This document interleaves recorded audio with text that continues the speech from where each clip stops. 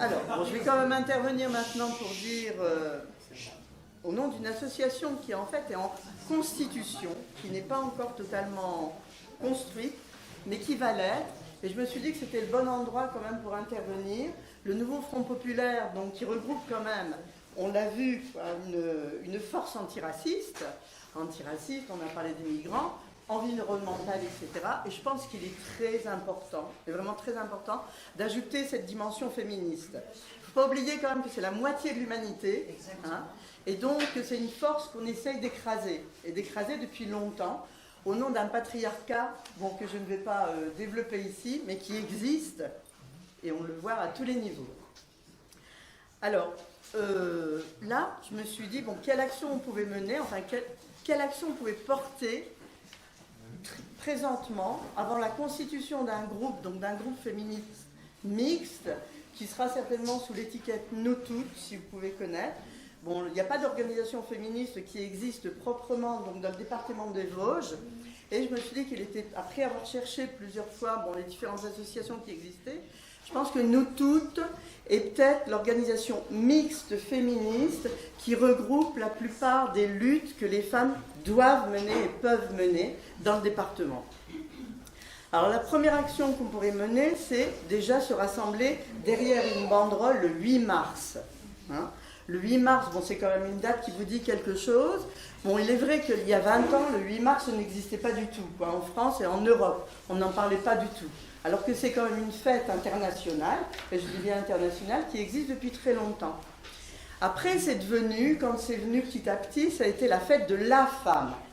On voit tout de suite l'idéalisation, c'est-à-dire que c'était quand même la belle image, donc on célébrait, et c'était un peu le pendant de la fête des mères. Bon, on offre un bouquet de fleurs, on fait un cadeau, et ça devenait quand même plus ou moins une fête commerciale.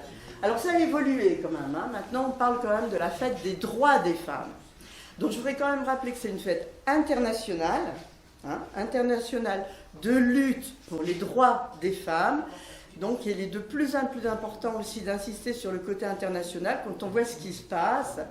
Au niveau répressif, bon alors le pire je crois que c'est l'Afghanistan, hein, on voit quand même que les femmes sont toujours là, en fait, réprimées, interdites d'éducation, souvent. Bon, au niveau du travail, on voit que même à compétences égales, on choisira plutôt un homme. Alors l'argument qui est donné, c'est on ne sera pas confronté à des congés de maternité ou des congés pour garde malade, etc. C'est souvent l'argument qui est donné dans l'industrie. Et donc je me suis dit qu'il était temps quand même qu'on se réunisse et qu'on essaye de voir quelle action on pouvait mener, ici au moins au niveau du département. Et là où j'avais réfléchi au 8 mars, c'est que l'an dernier, oui, l'an dernier quand il y avait la forte mobilisation donc, contre les retraites, contre la réforme des retraites, il y a eu le 7 mars une très forte mobilisation, et le 8 mars il y avait un rassemblement, donc rassemblement pour les luttes des femmes. Et qu'est-ce qui s'est passé ça m'a profondément choquée, et René-Lise d'ailleurs était là. C'est-à-dire qu'on a voulu intervenir, je ne sais pas si vous vous rappelez, mais à l'époque, Macron, en voulant réutiliser bien sûr aussi l'huile de femme, mais ce n'est pas lui qui aide quoi que ce soit, hein, donc voulait mettre en valeur Gisèle Halimi. Or, on se disait que Gisèle Halimi, à l'époque, elle serait plutôt avec ceux qui manifestent qu'avec Macron, quoi, hein. Et donc, il y a eu ce discours, la lettre de l'association de Gisèle Halimi qui a voulu être lue. Et à ce moment-là, donc, il y avait un syndicat qui était présent, donc qui a coupé la sono. Première chose, c'est quand même une première agression. Hein. Et une deuxième agression, c'est quand on était un groupe de femmes, peut-être une vingtaine, une trentaine, enfin je ne sais plus exactement. Et René-Lise était là, elle est vraiment très partante, très battante à ce moment-là.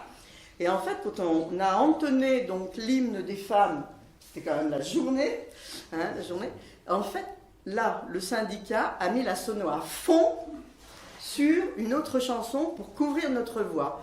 Je me suis dit, mince, alors là, il y a du boulot à faire. On peut le citer. FO, c'était FO, qui était présent. Quoi. Les autres syndicats n'étaient pas trop présents. Hein, ils se sont expliqués sur... Pardon. D'accord, non, mais c'est bien. Ils se sont expliqués sur leur comportement. Oui, ils ont dit que de toute façon, ça n'entrait pas dans le cadre, il ne fallait pas mélanger ça avec les retraites, etc. Or, la réforme des retraites, on sait très bien que ça pénalisait davantage les femmes, hein, travail précaire, temps partiel, justement les temps qui étaient donnés, les congés parentaux, enfin tout ce qui n'était pas compté dans les retraites.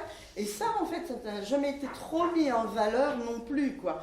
Voir à quel point ça pénalisait davantage les femmes, et en particulier les femmes seules, quoi, hein. Je me rappelle qu'à l'époque, dans les syndicats, il existait des commissions femmes, hein, c'était après les années 70, etc. Il y avait des commissions nationales femmes, des commissions départementales femmes, qui étaient très actives, qui avaient un organe donc, de communication à l'intérieur du syndicat et extérieur au syndicat. Et ça, petit à petit, c'est rogné. Et je me dis, actuellement, on est quand même sur une pente qui est assez grave. On voit que de façon insidieuse, tout ce qui a été gagné précédemment dans les années 70-80, en fait, est rogné. Alors bien sûr, on dit l'avortement, il entre dans la Constitution, etc., etc. Sauf qu'il faut bien savoir que tous les centres d'orthogénie qui ont été créés, eh ben, maintenant, il n'y en a presque plus. Que de nouveau, on a recours à l'étranger donc, pour les avortements. Que d'autre part, la contraception qui était... Bon, il y a eu une lutte aussi là-dessus, donc pour rendre la contraception gratuite donc pour l'ensemble des femmes, est remise en question. Il n'y a que certaines pilules qui sont remboursées aujourd'hui et limitées dans l'âge.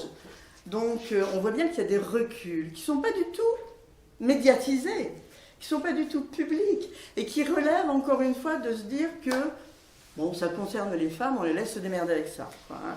Et je me dis, c'est là qu'il est important de se battre collectivement, hommes et femmes. Moi, je reconnais totalement hein, la nécessité par moment de faire des assemblées non mixtes. Bon, ça existe dans certains cas, etc. Bon, il y a certaines choses qui ne peuvent pas être exprimées. Bon, de façon globale, il est plus facile des fois pour certaines femmes de s'exprimer entre femmes, parce qu'on a l'impression d'être plus comprises, d'être mieux comprises en tout cas. Mais l'important quand même pour regagner donc...